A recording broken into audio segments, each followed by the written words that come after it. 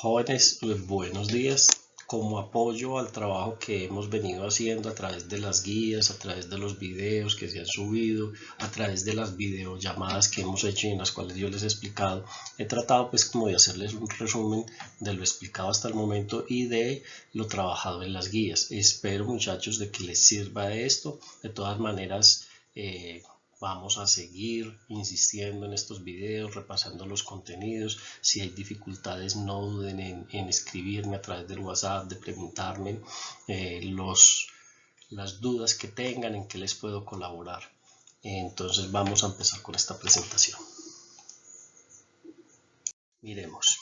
Tabla periódica y funciones químicas, los conceptos básicos que debe tener un estudiante de 10 del grado décimo para cuando se evalúe.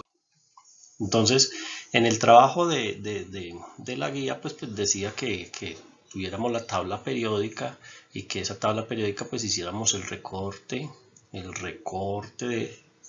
croquis de esa tabla periódica y que después tratáramos de meter estos elementos que en su conjunto se llaman tierras raras, los lantánidos y los actínidos, que lo tratáramos de meter dentro de la tabla, porque observen ustedes de que acá hay un espacio que va desde el 57 al 71 y acá del 89 al 103.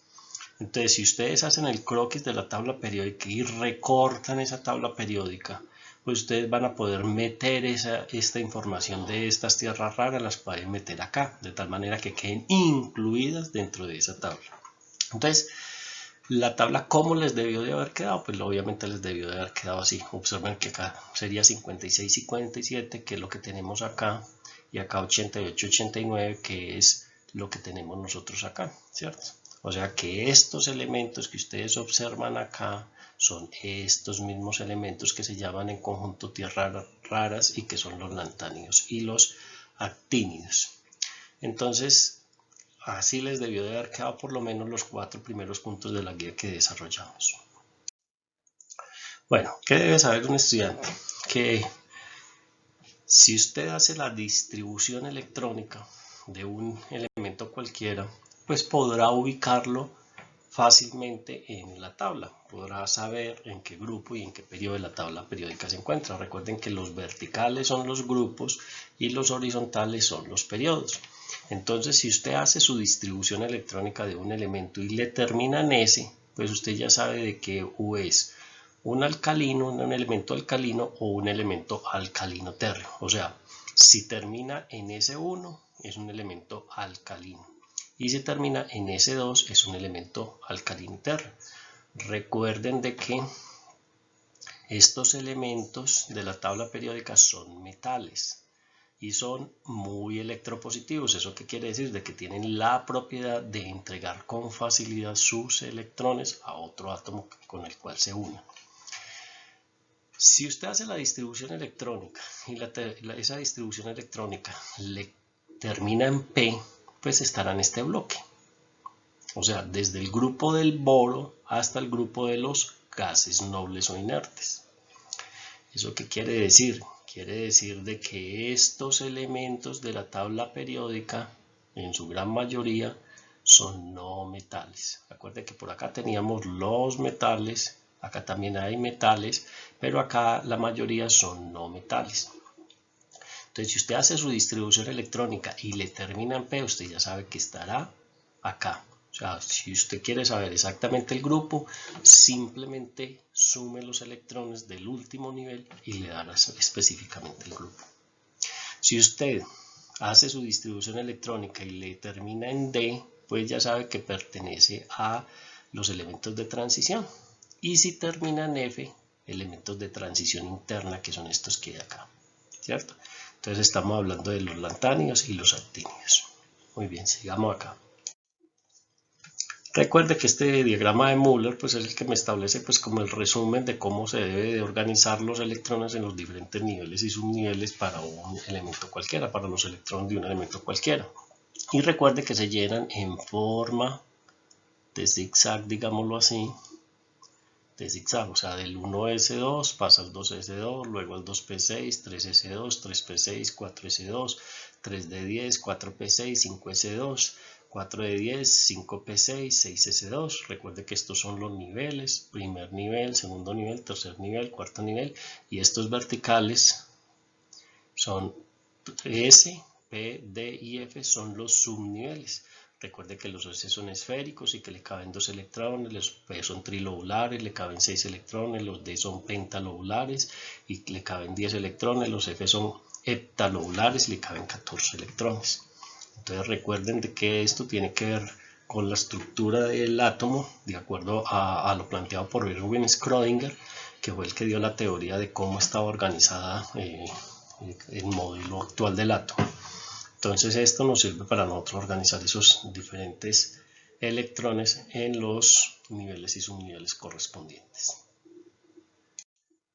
Miremos entonces acá. Entonces acá tenemos el litio y tiene número atómico 3. ¿Eso qué quiere decir? Que tiene 3 protones en el núcleo. Si el átomo está neutro debe tener 3 electrones y por lo tanto su configuración electrónica es 1s2, 2s1. ¿Y esto qué significa? Esto acá significa el número de electrones que hay en sus diferentes niveles y subniveles, pero marcando el spin. Si el spin es positivo hacia arriba, si es negativo hacia abajo. ¿Qué quiere decir? De que los electrones pueden girar y giran en el mismo sentido de las manecillas del reloj o en sentido contrario de las manecillas del reloj. En este caso, pues recuerden que por cada subnivel, por cada orbital, debe haber uno girando en sentido positivo y otro girando en sentido negativo. ¿Listo? Acá tenemos, por ejemplo, el carbono. El carbono tiene 1s2, 2s2, 2p2. Y acá observen que ustedes tienen esta flecha hacia arriba y esta flecha hacia abajo por el principio de máxima multiplicidad de Joule. Y acá aparece en el primer nivel, subnivel S, 2 electrones. Y acá aparece segundo nivel, subnivel S, 2 electrones. Y acá segundo nivel, subnivel P, le caben 3 electrones, perdón, le caben 6 electrones, pero como solamente hay 2 por ubicar, por eso nos queda este completamente vacío, este semilleno, semilleno, lleno y lleno. ¿Listo? Ahora miremos la configuración electrónica. Esta configuración electrónica, recuerden de que estamos hablando acá de litio, sodio, potasio, rubidio y cesio, que están ubicados en el grupo 1A. Si ustedes observan bien, todos terminan en S1. Por eso sabemos que están ubicados en el grupo 1A. Y el último nivel, el 2, 3, 4, 5 y 6, nos indica el periodo al que pertenece ese elemento. O sea que ya sabemos que el litio está en el periodo 2, el sodio está en el periodo 3, el potasio está en el periodo 4, el rubidio está en el periodo 5 y el cesio está en el periodo 6. O sea que el nivel más alto nos indica el periodo y el número de electrones que hayan en ese último nivel, o sea, los electrones de valencia nos dicen en qué grupo o a qué grupo pertenece. Miremos acá. Tenemos los elementos, en este caso hidrógeno, helio, litio, carbono, nitrógeno, oxígeno, flúor, neón y sodio. Y acá aparece su configuración electrónica, tanto con las flechas como su distribución electrónica común, digámoslo así. Entonces para el hidrógeno ya sabemos que no tiene sino un solo electrón, que está en el primer nivel, subnivel S. En el caso del litio tiene 3 electrones, los 2 primeros están en el primer nivel, subnivel S. Aparecen 2 y en el segundo nivel, subnivel S, aparece 1. En el caso del carbono, la misma situación, 1s2, 2s2, 2p2 y miren cómo están organizados sus electrones. Recuerde que todos se colocan con spin positivo y después, de acuerdo al principio de máxima multiplicidad de Joule, se empiezan a parear nuevamente con sentido opuesto los spins.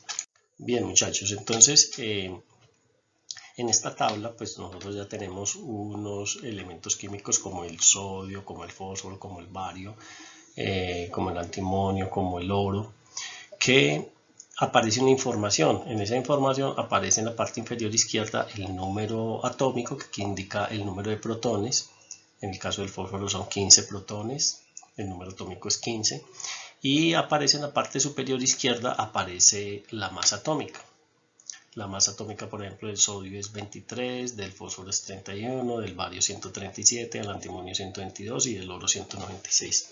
¿Qué es la masa atómica? La masa atómica es la suma algebraica de el número de protones y de neutrones. Bueno, entonces ya sabemos de que si acá hay 11 protones y hay 12 neutrones, ya sabemos que el número atómico es 23. Para el caso del fósforo, si son 15 y 16, pues ya sabemos que la masa atómica es 31 y así sucesivamente. Si el átomo está neutro, debe tener la misma cantidad de protones que de electrones. Entonces, en el caso del sodio, pues si hay 11 protones, habrán 11 electrones si está neutro, si no se le ha ido ningún electrón y si no ha recibido ningún electrón. Y ya sabemos que la masa atómica es 23. Bien, vamos para entonces esta diapositiva. Aparecen otros elementos químicos con sus diferentes configuraciones electrónicas, como el caso del flúor, que aparece 1s2, 2s2, 2p5. ¿Eso qué quiere decir? De que el flúor está en el periodo 2 y en el grupo 7A de la tabla periódica, o sea que ya sabemos que está hacia el lado derecho de la tabla periódica. En el caso del cloro, bromo y yodo, pues que están en el mismo grupo, mire que todos terminan en S2, P5, S2, P5, S2, P5 y S2, P5, todos están en el mismo grupo, pero están en diferente periodo. El flúor está en el periodo 2, el cloro está en el periodo 3, el bromo está en el periodo 4 y el yodo está en el periodo 5. Miremos este átomo entonces. Este átomo, que lo quiere colocar acá, aparece en azul los electrones. ¿Cuántos electrones tiene el átomo de carbono? Pues ahí tenemos que en el primer nivel hay 2 y en el segundo nivel hay 4. O sea que tiene 6 electrones en total. Vuelvo y le repito. En el primer periodo, o en el primer nivel, perdón, hay 2 electrones. En el primer nivel hay 2 electrones. Y en el segundo nivel hay 4 electrones.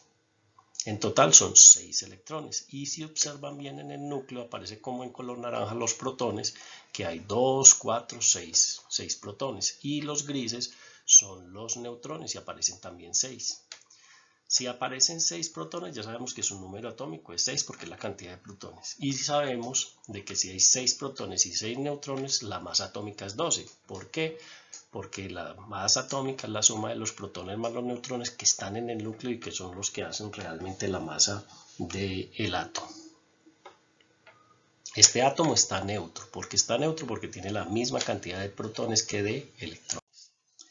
Miramos el caso del sodio. El caso del sodio, observen que tiene ya 3 niveles. En el primer nivel hay 2 electrones. En el segundo nivel hay 8 electrones.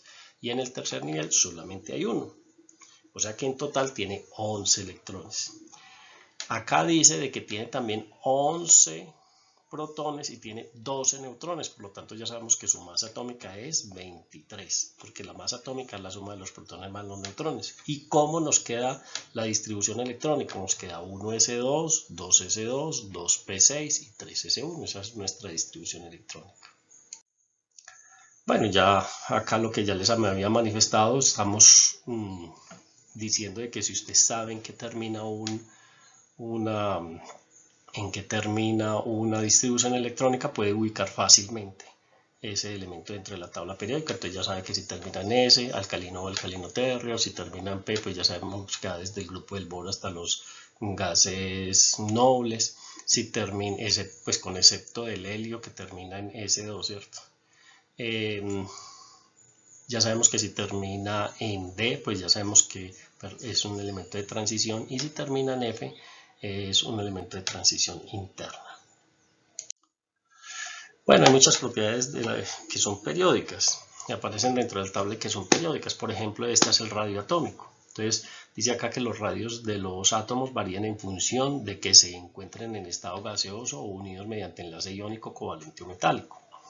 Pero, por ejemplo, una propiedad periódica es el radio atómico, y si ustedes observan bien, ese radio atómico tiene mucho que ver con el tamaño atómico. Entonces aumenta como de derecha a izquierda y de arriba hacia abajo. ¿Eso qué quiere decir? De que el elemento más grande sería el cesio y el elemento más pequeño, por lo menos en el que se muestra en esta tabla, sería el flúor, porque no estamos mostrando los gases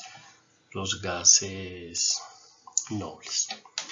Esos radios atómicos siempre se dan en nanómetros, y recuerden que un nanómetro es igual a 10 a la menos 9 metros. Por ejemplo, en el caso del hidrógeno es 0,037 nanómetros de radio atómico. Miremos entonces cómo varían algunas propiedades. Por ejemplo, el poder reductor, ¿cómo varía? Varía de derecha a izquierda. O el carácter metálico, de derecha a izquierda. O de arriba hacia abajo. En cambio, propiedades como la electronegatividad aumenta de abajo hacia arriba y de izquierda a derecha. ¿Eso qué quiere decir? Que los más electronegativos están hacia la derecha, hablando de los grupos, y los más electronegativos estarán hacia la parte de arriba. Entonces, una de las propiedades periódicas sería la electronegatividad, el poder oxidante, la afinidad electrónica, la energía de ionización. Por eso la tabla periódica está diseñada de esta manera, porque lo que se dieron cuenta los científicos era de que las propiedades de los elementos se repetían periódicamente, y entonces acá hay algunas de ellas. Bueno, un ion es un átomo que está cargado eléctricamente. Un átomo que está cargado eléctricamente quiere decir o que se le fueron electrones o que le llegaron. Y no solamente es un átomo, sino que puede ser un grupo de átomos. Entonces, los iones, ¿qué son? Átomos que están cargados eléctricamente. Si un átomo pierde electrones, queda cargado positivamente. ¿Y qué nombre recibe? Recibe el nombre de cationes. Si un átomo le llegan electrones, queda cargado negativamente y se llaman aniones. Acá en este cuadro encontramos unos cationes y unos aniones. Por ejemplo, los cationes, el del calcio perdió 2 electrones, el magnesio perdió 2 electrones, el potasio perdió un electrón, el amonio perdió un electrón, el ion amonio, el ion sodio perdió 1, el hidrógeno perdió 1. En cambio, aniones son los que han recibido electrones, quedan cargados negativamente, por ejemplo, como el ion fosfato, que ha ganado 3 electrones, el ion sulfato ha ganado 1 electrón, el ion carbonato ha ganado 1 electrón, el ion nitrato ha ganado 1 electrón y el ion cloruro ha ganado 1 electrón. Miremos entonces cómo pueden reaccionar. Por ejemplo, el magnesio puede reaccionar con el oxígeno. Si yo cojo un pedazo de magnesio, una cinta de magnesio, y la caliento, el oxígeno reacciona con el magnesio y me forma óxido de magnesio. Pero realmente, ¿qué es lo que está ocurriendo? Lo que realmente está ocurriendo en esa reacción química es que unos desprenden electrones y otros reciben esos electrones. En el caso del magnesio, pues pierde 2 electrones. Por eso usted ve ahí que el 3s, los electrones que hay en el nivel 3 subnivel S, pasan al oxígeno y cambian las configuraciones electrónicas. Entonces el magnesio, ¿cómo le queda su configuración electrónica? Pues quedará 1s2, 2s2, 2p6. ¿Por qué no llega hasta 3s2? Porque ya perdió esos 2 electrones y se los transfirió al oxígeno. Entonces quiere decir de que el magnesio queda cargado positivamente y el oxígeno queda cargado negativamente. En ese caso se dio un enlace iónico porque hay una alta diferencia de electronegatividad entre un elemento alcalino térreo y un elemento de los anfígenos como es el oxígeno. Pero también se pueden presentar enlaces químicos covalentes en el cual los electrones no se están yendo para ninguno de los átomos, sino que se están compartiendo. Ejemplo, cuando se une el flúor con otro átomo de flúor, ellos comparten ese electrón y ahí mostramos ese enlace con la compartición de ese electrón. Bueno, muchachos, ahorita sí, entonces miremos cómo los elementos químicos reaccionan. Los elementos químicos que hay en la tabla periódica reaccionan entre ellos para formar compuestos. En este caso, pues los hemos dividido entonces entre los elementos metálicos y los elementos no metálicos. En el caso de los elementos metálicos, pues pueden reaccionar con oxígeno y van a formar un óxido básico. Ese óxido básico, si se le adiciona agua, va a formar un hidróxido. En el caso de los no metales, pues si tenemos el no metal y le adicionamos oxígeno, se va a formar un óxido ácido. Y ese óxido ácido, si le adicionamos agua, se va a formar un ácido oxácido. Si ese ácido oxácido lo hacemos reaccionar con el hidróxido, pues se va a formar una sal oxisal más agua. En el caso de los metales pueden reaccionar con hidrógeno y forman hidruros metálicos. En el caso de los no metales reaccionan con el hidrógeno y forman un hidruro no metálico. Ese hidruro no metálico en agua forma un ácido hidrácido y ese ácido hidrácido al reaccionar con un hidróxido forma una sal aloidea. Entonces esta es la manera como se crean las funciones químicas inorgánicas a partir de los elementos de la tabla periódica. Es que esto tiene muchas aplicaciones en la vida cotidiana. Por ejemplo, si yo cojo un metal como el magnesio y lo hago reaccionar con el oxígeno, quemo ese magnesio, se va a formar un óxido básico que es el óxido de magnesio. Si hace óxido de magnesio, que es un polvito blanco, blancuzco, le echo agua, se va a formar un hidróxido. ¿Cuál es el hidróxido? Pues hidróxido de magnesio. Lo mismo, si tengo un elemento no metálico como el azufre, que es amarilloso, son unos cristales amarillos, ese azufre yo lo puedo hacer reaccionar con el oxígeno, lo quemo, literalmente lo quemo con un encendedor y se me va a formar un óxido ácido que sería el óxido sulfuroso. Ese óxido sulfuroso en presencia de oxígeno se va a formar ácido sulfúrico. Si ese óxido sulfúrico se le adiciona agua, se va a formar ahí el ácido sulfúrico. Si ese ácido sulfúrico yo lo hago reaccionar con el hidróxido de magnesio que preparé anteriormente, pues se me va a formar un sulfato de magnesio más agua. Entonces esta sería como una aplicación muy sencilla. Por ejemplo, alrededor de los volcanes o en los volcanes se produce mucho óxido sulfúrico. Ese óxido sulfúrico pues sabemos que se mezcla con el agua de las nubes y lo más probable es de que forme ácido sulfúrico y después donde se precipite esas nubes pues va a caer lo que nosotros conocemos comúnmente como lluvia ácida, con altas cantidades de ácido sulfúrico que pueden irritar la piel, los ojos de las personas, reacciona con el cemento y reacciona con la pintura de las casas, las va deteriorando. Entonces nosotros sabemos de que eso tiene unas consecuencias. Entonces, ¿por qué es importante, muchachos, de que ustedes conozcan estas funciones químicas inorgánicas? Porque le van a poder dar explicación a muchos de los fenómenos que nosotros encontramos en la naturaleza. Entonces espero que esto se lo sepan, lo estudien. No hay más de otra sino aprender este cuadro de memoria y ya después vamos encontrándole aplicación en la naturaleza de todo este conocimiento. Que tengan un feliz día.